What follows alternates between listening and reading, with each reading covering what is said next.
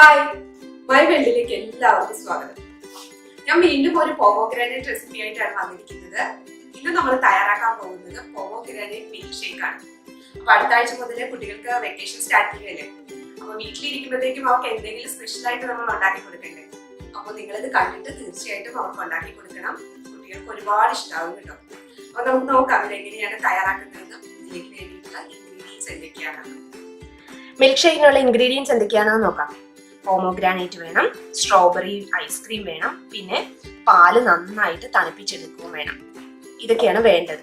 അപ്പൊ ഇതിന്റെ അളവുകൾ എന്തൊക്കെയാന്ന് വെച്ച് കഴിഞ്ഞാല് 1 കപ്പ് പോമോഗ്രാനേറ്റ് എടുത്തിട്ടുണ്ട്. അപ്പൊ എങ്ങനെയാണ് ഇതിന്റെ സീഡൊക്കെ റിമൂവ് ചെയ്യുന്നത് എന്നുള്ളത് ഇതിനു മുന്നേ ഞാൻ പോമോഗ്രാനേറ്റിന്റെ റൈത്ത ഉണ്ടാക്കിയിട്ടുണ്ടായിരുന്നു. അതിൻ്റെ അകത്ത് നല്ല വിശദമായിട്ട് പറയുന്നുണ്ട്. അപ്പൊ അതുപോലെ എടുത്തതാണ് 1 കപ്പ് പോമോഗ്രാനേറ്റ്. പിന്നെ സ്ട്രോബെറി ഐസ്ക്രീം തന്നെ എടുക്കണം കേട്ടോ. വാനിലയാണ് കയ്യിലുള്ളതെങ്കിൽ അത്ര കളർ കിട്ടില്ല.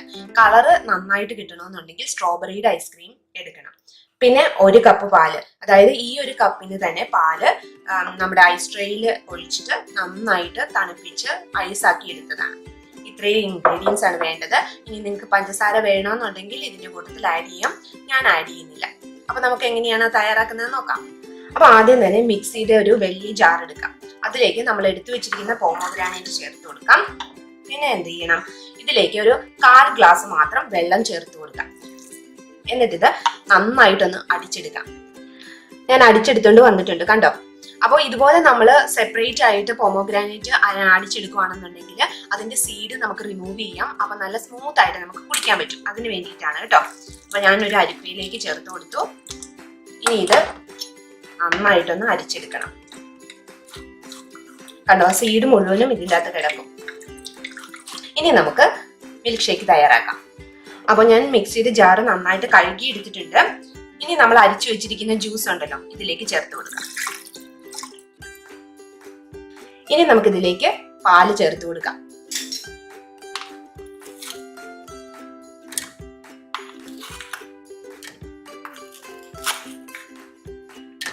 ഇനി നമുക്കിതിലേക്ക് സ്ട്രോബെറി ഐസ്ക്രീം ചേർത്ത് കൊടുക്കാം. അപ്പൊ സ്ട്രോബെറി ഐസ്ക്രീം ഒക്കെ നിങ്ങൾക്ക് ഇഷ്ടത്തിനനുസരിച്ച് ചേർത്ത് കൊടുക്കാം കേട്ടോ. പിന്നെ അതുപോലെ തന്നെ മധുരം വേണമെന്നുണ്ടെങ്കിൽ പഞ്ചസാര ആഡ് ചെയ്ത് കൊടുക്കാം. ഞാനിപ്പോ എന്തായാലും മധുരം ആഡ് ചെയ്യുന്നില്ല. ഐസ്ക്രീമിൽ ഓൾറെഡി നല്ല മധുരം ഉണ്ടല്ലോ, അപ്പൊ അത് കാരണം ഞാൻ ആഡ് ചെയ്യുന്നില്ല. നിങ്ങൾക്ക് വേണമെന്നുണ്ടെങ്കിൽ ഹണി ചേർത്ത് കൊടുക്കാം ഇതിന്റെ കൂടെ. അപ്പൊ നിങ്ങൾക്ക് അത് ഇഷ്ടത്തിനനുസരിച്ചിട്ട് മാറ്റി കൊടുക്കാം കേട്ടോ. അപ്പൊ ഞാനിത് നന്നായിട്ടൊന്ന് അടിച്ചെടുത്തിട്ട് വരട്ടെ. അപ്പൊ ഞാൻ നന്നായിട്ട് നല്ല പതപ്പിച്ച് തന്നെ അടിച്ചെടുത്തിട്ടുണ്ട് കണ്ടോ. ഒരു 2-3 മിനിറ്റ് മിക്സിയിലിട്ടൊന്ന് അടിക്കുകയാണെന്നുണ്ടെങ്കിൽ നല്ല പോലെ ഫ്ലഫി ആയിട്ട് വരും. ഇനി നമുക്കിത് സെറ്റ് ചെയ്യാൻ തുടങ്ങാം. അപ്പൊ സെറ്റ് ചെയ്യാൻ വേണ്ടിയിട്ട് ഞാനിവിടെ ഒരു ഗ്ലാസ് ജാർ എടുത്തിട്ടുണ്ട്. അതിലേക്ക് ആദ്യം നമുക്ക് ഐസ്ക്രീം ചേർത്ത് കൊടുക്കാം. ഐസ്ക്രീം ചേർത്ത് കൊടുത്തു. ഇനി നമുക്കിതിലേക്ക് ഈ മിൽക്ക് ഷേക്ക് ആഡ് ചെയ്യാം.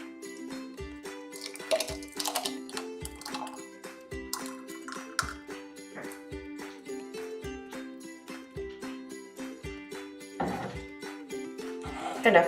ഇനി ഇതിന്റെ പുറത്തേക്ക് ഒരു അല്പം പോമോഗ്രാനേറ്റ് കൂടി ആഡ് ചെയ്ത് കൊടുക്കാം. ഇത്രയേ ഉള്ളൂ, നമ്മളുടെ ഈസി ആയിട്ടുള്ള പോമോഗ്രാനേറ്റ് മിൽക്ക് ഷേക്ക് റെഡി ആയിട്ടുണ്ട്.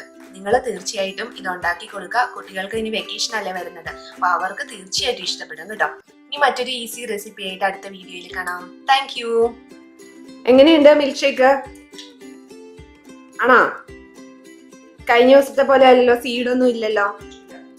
സീഡ് ഇല്ലാത്തതാണോ നല്ലത്, സീഡ് ഉള്ളതാണോ?